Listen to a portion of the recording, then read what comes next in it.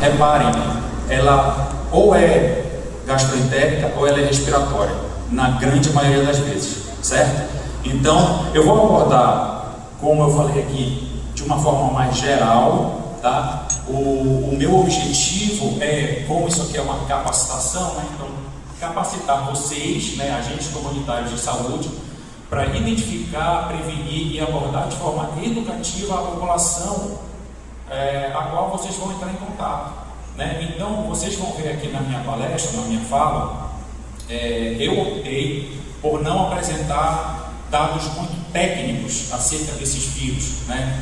Porque, aí me corrijam se eu estiver errado, mas, por exemplo, eu acho que lá na ponta, quando vocês forem atender a população, a pessoa ali, ela não quer, naquele momento, saber se a diarreia que está causando no filho dela ou nela mesma é uma cepa de norovírus chamada G24 Sydney, que pode mudar de 2 a 3 anos e sofre uma nova mutação. Ela quer saber como é que trata aquilo. Ela quer saber como é que eu posso prevenir que outros membros da minha família ou da comunidade não sejam acometidos por esse agravio, né? Então, repito, a minha fala como um todo, ela vai ser de uma forma mais geral, com informações importantes, não se enganem, né? Informações muito importantes, mas alguns dados técnicos eu optei por deixar de fora. Mas, e até por isso, entendam que o assunto aqui falado, nessa próxima meia hora, mais ou menos, ele não se esgota aqui. Entendam que tudo que eu apresentar aqui é passível de aprofundamento em livros e artigos científicos, tá? E, obviamente, ao término, ou no intervalo, ou depois, eu estou aberto a perguntas e a gente pode conversar, tá? Então, vírus gastroentéricos. Os vírus gastroentéricos são vírus que causam gastroenterite, tá? Gastroenterite é uma condição que afeta o estômago e principalmente o intestino da pessoa, tá? Tem um slide mais à frente mostra isso melhor, tá? Exemplos de vírus gastroentéricos são os norovírus, os rotavírus, os adenovírus entéricos, tá? Astrovírus e bocavírus são alguns dos vírus associados a quadros de gastroenterite, tá bom? Os sintomas mais comuns num caso de gastroenterite são diarreia, vômito e, não por acaso, eu grifei esses dois porque são os mais importantes, mas também febre, dor abdominal e desidratação. E também, não por acaso, eu fiz questão de colocar destacado a desidratação, porque um quadro de desidratação num episódio de diarreia severa é o que leva a pessoa ao óbito, tá? Porque imagine só, num pico de gastroenterite, né, no pico da infecção, a pessoa ela vai ao banheiro várias vezes, né? Ela vai literalmente várias vezes ao banheiro, tá? As fezes, elas são liquefeitas. Muitas vezes as fezes são água propriamente. A pessoa vai defecar água, né, num quadro grave de diarreia, né? Agora, imagine que além da diarreia aquosa, muitas vezes tem, como eu já mencionei, vômito associado, certo? Sudorese, a pessoa está passando mal, é um mal-estar generalizado, então além disso a pessoa fica suando, né?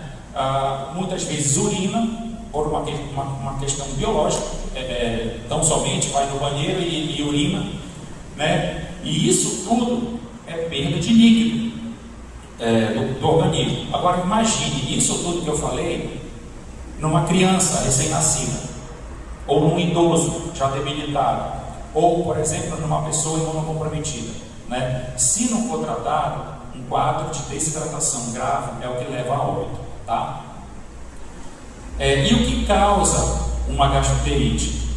Ingestão de água ou alimentos contaminados com partículas virais, contato com pessoas infectadas ou com objetos contendo partículas virais, tá? Outra coisa que eu queria Talvez eu fique repetindo várias coisas, tá? Ao longo dos slides, informações vão ser repetidas, mas é natural, tá? Então, nesse último item aqui, só para ilustrar, isso aqui seria um exemplo de contato, né? Nesse primeiro caso aqui, um aperto de mão. No segundo caso, uma pessoa segurando uma maçaneta. Isso aqui é o exemplo de contato pessoa a pessoa ou contato com objetos inanimados, né? Que por fim a pessoa leva a mão à boca, tá? E aqui embaixo é mais autoexplicativo. Então você tem água, um alimento que não por acaso é uma salada, porque é um alimento cru, que não sofreu cozimento, né? Não passou por nenhum processo de cozimento e nem nada. E aí por fim a pessoa come ou bebe esse alimento, essa água contaminada. E aí o que acontece? Isso tudo aqui faz com que a porta de entrada do vírus seja a boca, tá? E aí o vírus entra pela boca, atravessa o esôfago, aqui todo o trato gastrointestinal, e no intestino, nas células do intestino, ele se replica. É por isso que talvez a principal característica de uma gastroenterite grave seja a diarreia aquosa, porque durante esse processo de replicação nas células do intestino, o intestino ele perde a capacidade de trabalhar de forma ótima, digamos assim. Então, aquela água que o intestino naturalmente iria absorver quando está saudável, no processo de replicação, quando ele está sofrendo esse processo de infecção pelo vírus, o intestino deixa de absorver água. Então a água que seria absorvida pelo intestino, ela vai junto com as fezes. Por isso que as fezes elas são muito aquosas, tá? E aí a pessoa, no pico de infecção, ela libera uma quantidade absurda de partículas virais, tá? Então, isso aqui se chama tecnicamente de via fecal oral. É como se propaga, né, é a via de infecção dos vírus gastroentéricos. Com relação a vírus respiratórios, são vírus que causam infecções no trato respiratório, como resfriado, gripe, pneumonia. Então, essas infecções que são comumente observadas com o nariz escorrendo, né, espirro, tosse, né? Exemplos de vírus respiratórios: vírus influenza, talvez seja o mais famoso deles, que é o vírus que causa gripe. Vírus sincicial respiratório, coronavírus, que não por acaso, por conta da pandemia, muito se fala, de 2020 para cá. Adenovírus, repara que no quadro de gastroenterite eu mencionei adenovírus entéricos. E só falei adenovírus. Existem vários tipos de adenovírus. Os entéricos, esses que causam algum agravo respiratório. Existem adenovírus, por exemplo, que causam conjuntivite. Então é importante que se saiba que existem vários tipos, tá? E aí, como eu falei, sintomas comuns a uma virose respiratória: tosse, espirro, febre, falta de ar, cansaço, secreção nasal, ou seja, tudo relacionado às vias aéreas, né, ao sistema respiratório, tá? Transmissão aérea, ou seja, por gotículas respiratórias, um espirro, numa tosse, a pessoa mesmo falando, às vezes fala e no ato de falar sai uma gotícula ou outra.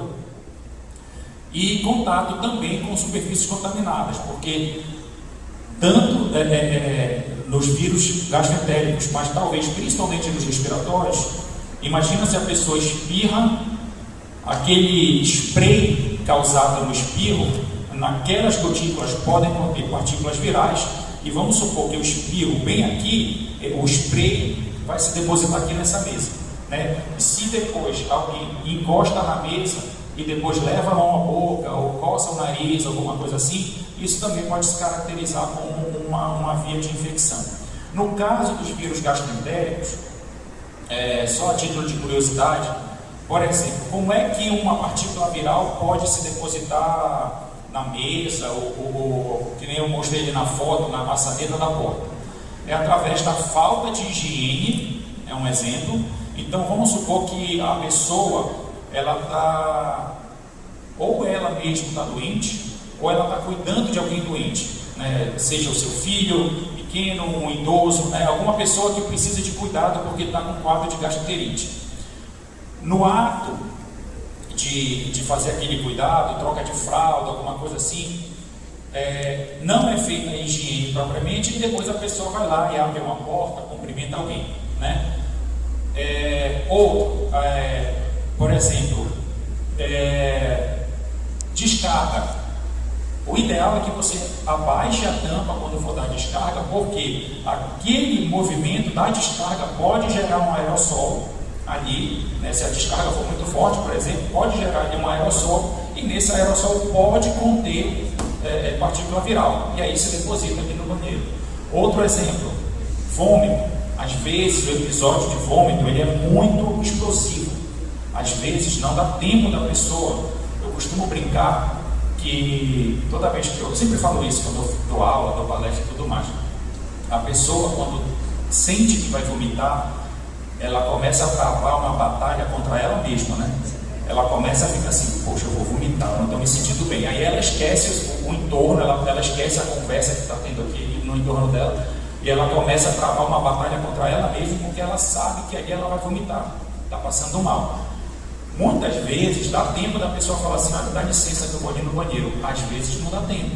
Às vezes o episódio é muito explosivo, e nessa de vomitar também pode gerar um aerossol, que também pode conter uma partícula viral que se deposita, enfim, na maçaneta da porta, na mesa, como eu falei, tá?